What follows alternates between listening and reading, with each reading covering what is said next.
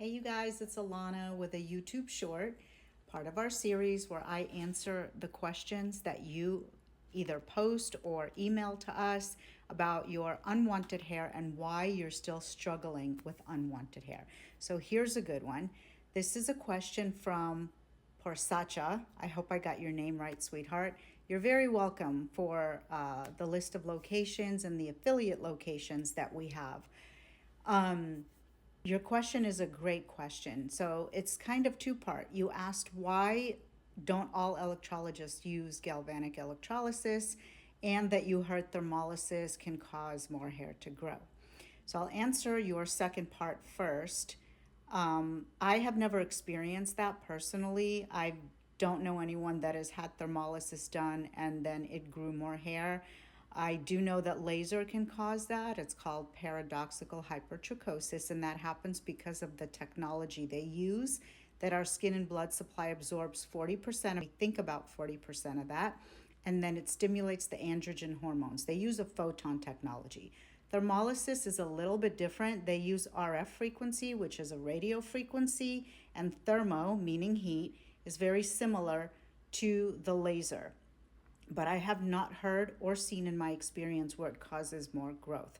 What I do know, because I was a thermolysis user for 2 years when I first started out 30 years ago, I couldn't master it. In other words, I couldn't figure out how many sessions my client would need. There was always regrowth coming back. The results just didn't match what I was taught in school.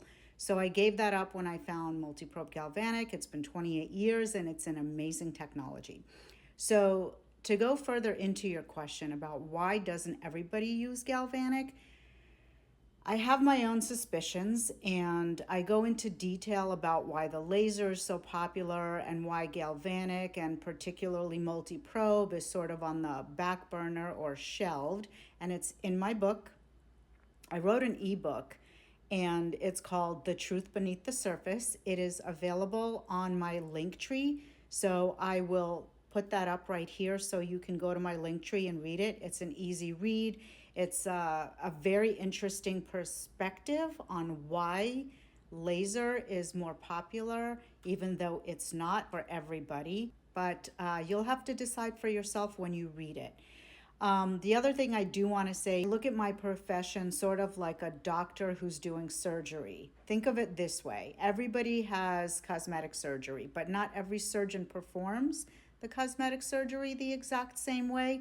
The results can vary, and this is why we have choices. So I'm a big believer in having options